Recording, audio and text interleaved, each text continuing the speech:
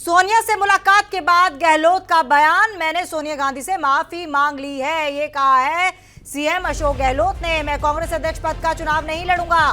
तो ये साफ हो गया है कि अध्यक्ष पद का चुनाव नहीं लड़ेंगे अशोक गहलोत। इस रेस से तो गहलोत बाहर हो चुके हैं। मैं कांग्रेस का वफादार सिपाही हूं, ये कहा अशोक गहलोत ने। तो हम आपको बता दें कि आगे गहलोत ने यह भी कहा कि मेरा दुख कोई नहीं जान सकता।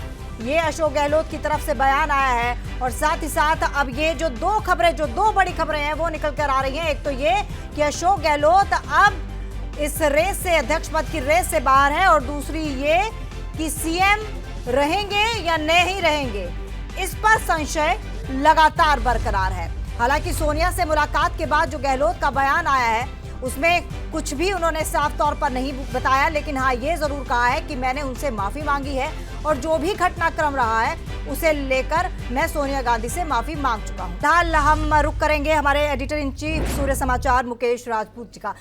मुकेश जी, आपका बहुत बहुत स्वागत है। और सबसे पहले आपका से सवाल यही है, ये तमाम जो घटनाक्रम हुआ है, मुलाकात, ये सब और मीटिंग, इसके क्या मायने निकलते हैं? ये जो पूरा का पूरा जो मसला है, इसमें एक बात सामने आ गई है कि अशोक गहलोत एक तरफ खेद भी जता रहे हैं, लेकिन दूसरी तरफ जो उनसे कहा गया था कि आप अध्यक्ष पद का चुनाव लड़िए, तो वो पद उनको नागवार गुजर रहा था। और लगातार जो सचिन पायलट के साथ राजनीति राजस्थान में हो रही है, उस राजनीति को लेकर काफी अशोक गहलोत चिंतित थे कि अगर सचिन पायलट वहां पर मुख्यमंत्री बन जाते हैं तो अपने बेटे के भविष्य को लेकर वो काफी ज्यादा सजग लगातार दिखाई दे रहे थे।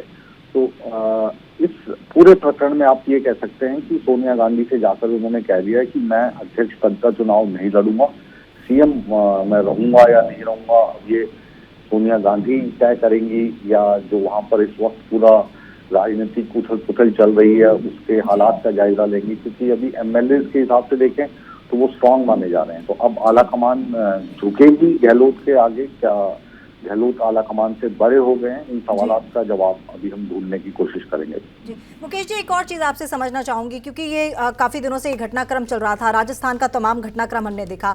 उसके बाद गहलोत और सोनिया की मुलाकात, और सोनिया गांधी लंबा इंतजार गहलोत को करवाती हैं। उसके बाद दिग्विजय सिंह की एंट्री होती है।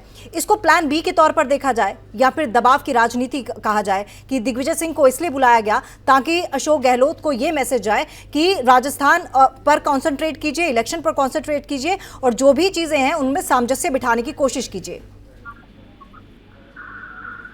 बिल्कुल, अब दिग्विजय सिंह भी मैदान में आ चुके हैं। वो भी कांग्रेस के सबसे ज्यादा करीबी माने जाते हैं, और शायद ये करीबी माने जाने में गहलोत का और दिग्विजय का आपस में कंपटीशन ही रहा है। और बीच में एक और जो चेहरा नामांकन के लिए सीधे तौर पर खुलकर सामने आए हैं वो शशि थरूर है।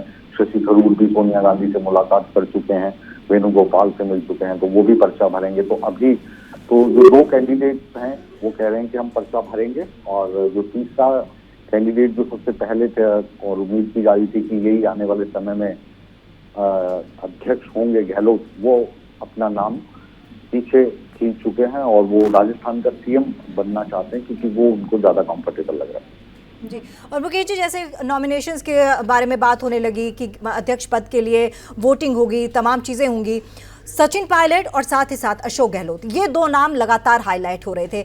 अब सचिन पायलट के हाथ में कुछ बचेगा या एक बार फिर से सचिन पायलट के हाथ खाली रहेंगे? देखिए, जो अभी हालात लग रहे हैं उसमें सवाल ये है कि सचिन पायलट आला कमान की तरफ से, राहुल गांधी की तरफ से काफी समय से इंतजार कर रहे हैं कि उनको मुख्यमंत्री बनाया जाए, लेकिन जो नंबर गेम है वो उनके सारी चीजों को अभी कुछ घंटे में और इंतजार करना पड़ेगा। गहलोत आज भी कांग्रेस का सिपाही बता रहे हैं, लेकिन वो सिपाही हैं जो अपने कमांडर की बात मानने के लिए तैयार नहीं है। सोनिया गांधी, आला कमान ये चाहता था कि वो अध्यक्ष पद का चुनाव लड़ें और अध्यक्ष बने।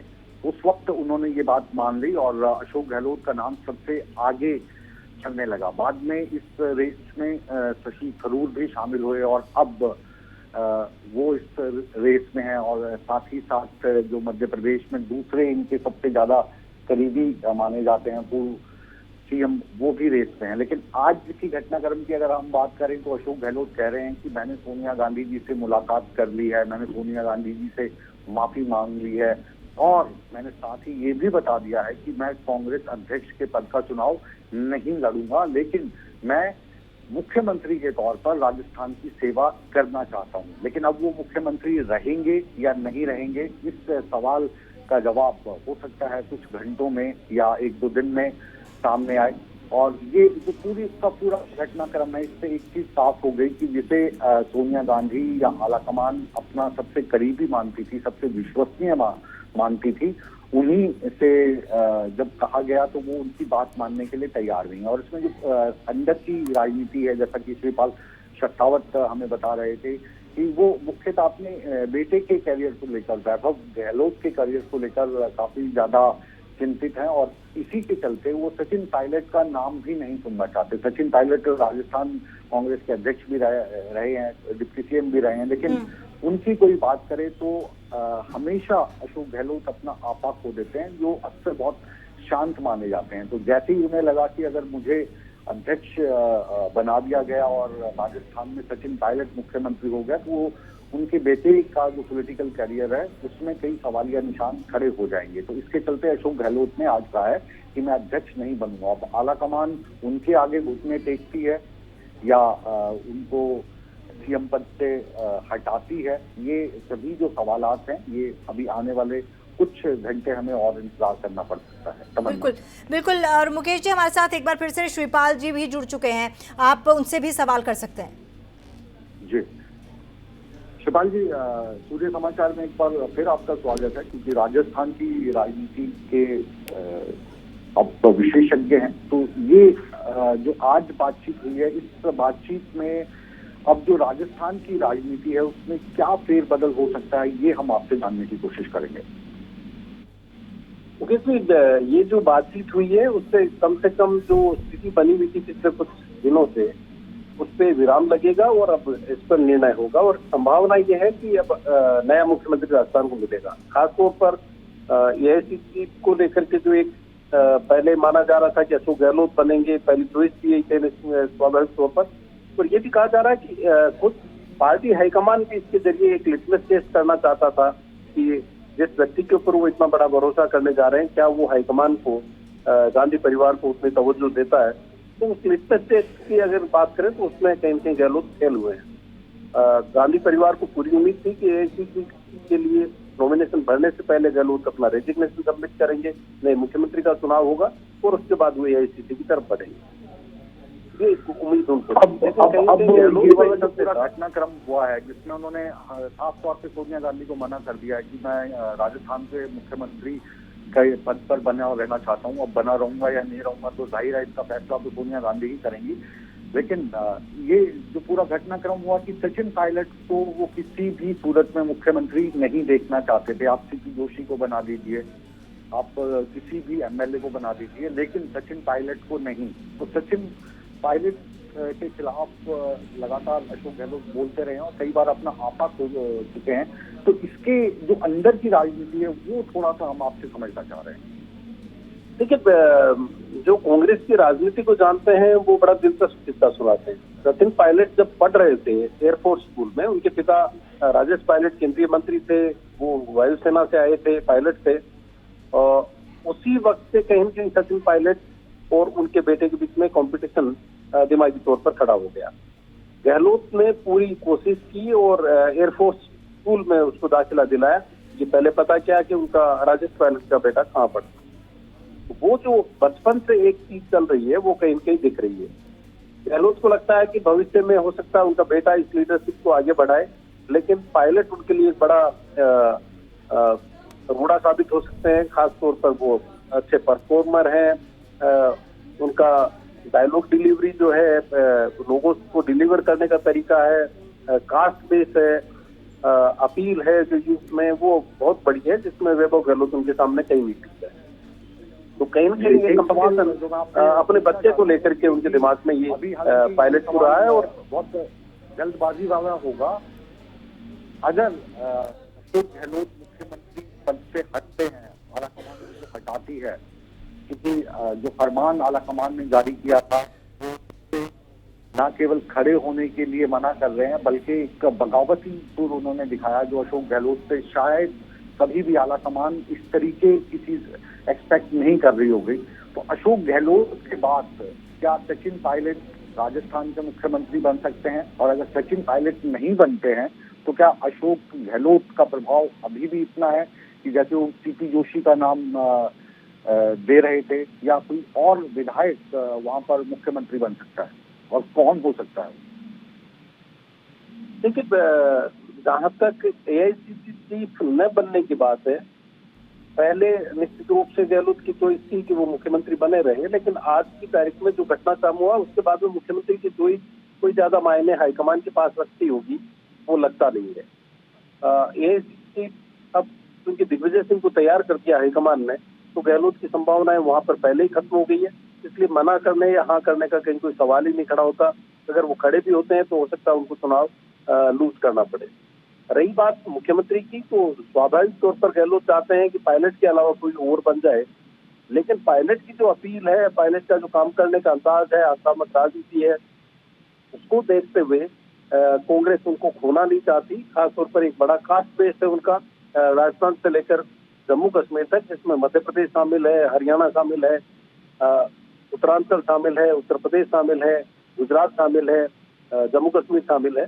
तो उस बेस को कांग्रेस नहीं खोना चाहेगी, और ये बेस सचिन पायलट को उनके पिता से विरासत में मिला, जिसको उन्होंने कंटिन्यू किया और यूथ को जोड़ने की कोशिश की है। तो कांग्रेस को लगता है कि अपने भविष्य के लिए उन्हें अब सचिन पायलट पर भरोसा करना चाहिए, और खासतौर पर सचिन पायलट ने जो बगावत की थी उस वक्त, उस पर भी अब राख गिर गई है, राख डाल दी गई है। खासतौर पर इसलिए क्योंकि गहलोत ने जिस तरह से हाईकमान को आंखें दिखाई, हाईकमान के खिलाफ विद्रोह किया, उसके बाद में पायलट की एक्सेप्टेबिलिटी का लेवल ज्यादा बढ़ गया है। कांग्रेस के पास ऐसा लीडर आज की तारीख में कोई नहीं है गहलोत के बाद में जो सचिन पायलट को कहीं कहीं बीट कर सके और सचिन पायलट की तरह आगे बढ़ सके। यही कांग्रेस की मजबूरी है। वो गहलोत जो वर्तमान है कांग्रेस का, उनको भी साथ रखना चाहती है, और कांग्रेस भविष्य को भी नहीं खोना चाहती है, क्योंकि कांग्रेस को लगता है कि अगर अब पायलट को इग्नोर किया गया तो पायलट दूसरा रास्ता पकड़ सकते। जी, आखिरी सवाल मेरा आपसे श्रीपाल जी, कि ये जो एमएलए का नंबर गेम दिखाकर गहलोत जयपुर से दिल्ली को आंखें दिखा रहे थे, क्या वो नंबर गेम अभी भी बना हुआ है या उसमें बदलाव आया है? नंबर पूरी तरह से बदल चुका है। 2 दिन पहले जिस तरह के हालात थे वो अब नहीं है। ज्यादातर एमएलए हाईकमान के साथ हैं, कांग्रेस हाईकमान के साथ है। उन्होंने स्पष्ट कर दिया है कि वो न गहलोत के साथ है न पायलट के साथ है, वो कांग्रेस के सिंबल के साथ है और कांग्रेस की मजबूती के लिए काम करेगी। यानी हाईकमान जिसको तय कर देगा उसके साथ में एमएलए हैं, और कोई भी एमएलए ये नहीं चाहता कि 1 साल पहले वो चुनाव में जाए और वहां पर कई तरह की दिक्कतें उनको महसूस करनी पड़े। इसलिए अगर इंडिविजुअल चॉइस किसी से पूछी जाए तो अगर धड़ेबाजी की बात करें तो उनको लगता है कि पायलट जो है वो स्थितियां संभाल सकते हैं, बेहतर कर सकते हैं, और गहलोत के प्रति उनकी सजा है, गहलोत के प्रति उनकी आस्था है, लेकिन उनको लगता है कि भविष्य के लिहाज से पायलट एक बेहतर चॉइस हो सकते हैं। 100 में से कहें तो कितने % चांस हैं कि गहलोत राजस्थान के मुख्यमंत्री अभी बने रहेंगे, और 100 में से ही कितने % चांस हैं कि गहलोत के ना चाहते हुए भी सचिन पायलट राजस्थान के अगले मुख्यमंत्री हो सकते हैं? देखिए, इसको परसेंटेज में नहीं आंका जा सकता, लेकिन जो कांग्रेस की राजनीति को दिल्ली में देखते हैं उनका कहना है कि अब अगर गहलोत को रखा जाता है या गहलोत की चॉइस के आधार पर कोई मुख्यमंत्री बनाया जाता है, उसका मतलब यह है कि हाईकमान ने गहलोत के सामने हथियार डाल दिए, और हाईकमान क्या ये संदेश देना चाहेगा उसी पर सवाल है। ज्यादातर लोगों को जो कांग्रेस की राजनीति को जानते हैं, कांग्रेस की अंदरूनी राजनीति को समझते हैं, उनको लगता है कि अब हाईकमान दबाव में नहीं आएगा। हाईकमान कुछ वक्त के लिए इस चीज को टाल सकता है, खासतौर पर यह चीज का निर्णय होने तक। उसके बाद में उसका पहला दबाव ये होगा कि 3 लोगों को जो नोटिस दिए गए हैं उनके खिलाफ कार्रवाई हो, और वो तीनों जो लोग हैं वो गहलोत के करीबी हैं। गहलोत का जो ओएसपी है देवाराम सिंह, उनको यहाँ पर डिफेक्टो सीएम माना जाता है। उनका जिस तरह से आरपीएससी में मेंबर बनाने की प्रोसेस कल पूरे दिन चली, उससे लगता है कि कहीं न कहीं गहलोत ने भी ये मान लिया कि अब उनको जाना पड़ सकता है और उनके जितने भी करीबी लोग हैं उनको अब ऐसी जगहों पर वो बिठाना चाहते हैं जहां पर आने वाले वक्त में जांच का दायरा नहीं पहुंच सके। आरपीएससी में अगर पब्लिक सर्विस कमीशन में कोई मेंबर चला जाता है तो संवैधानिक पद पर होता है तो उसकी गिरफ्तारी आसानी से नहीं है। जी, बहुत बहुत शुक्रिया शिवपाल चकतावत जी, और लगातार आपसे आगे भी हम संपर्क करेंगे। और ये जो राजस्थान की राजनीति में कांग्रेस पार्टी में घालमेल चल रहा है, इसमें अंदर की बात क्या है, ये भी हम आपसे लगातार समझते रहेंगे। बहुत बहुत शुक्रिया आपका सूर्य समाचार से जुड़ने के लिए। Over to you studio. जी बहुत बहुत धन्यवाद। और आप सुन रहे थे हमारे editor in chief Mukesh Rajput और साथ ही साथ वरिष्ठ पत्रकार श्रीपाल शक्तावत जी को, जो कि राजस्थान की राजनीति को काफ़ी बारीकी से समझते हैं। और जिस तरह से ये पूरा घटनाक्रम चल रहा है, राजस्थान का जो सियासी खेल जो है गर्माता जा रहा है। अब क्योंकि अशोक गहलोत ने ये कह दिया है कि वो अध्यक्ष पद की रेस से बाहर हैं और साथ ही साथ सीएम कौन होगा इसका फैसला सिर्फ और सिर्फ हाईकमान करेंगी, तो ये माना जा सकता है कि अभी इस पर संशय बरकरार है कि राजस्थान का चीफ मिनिस्टर कौन होगा।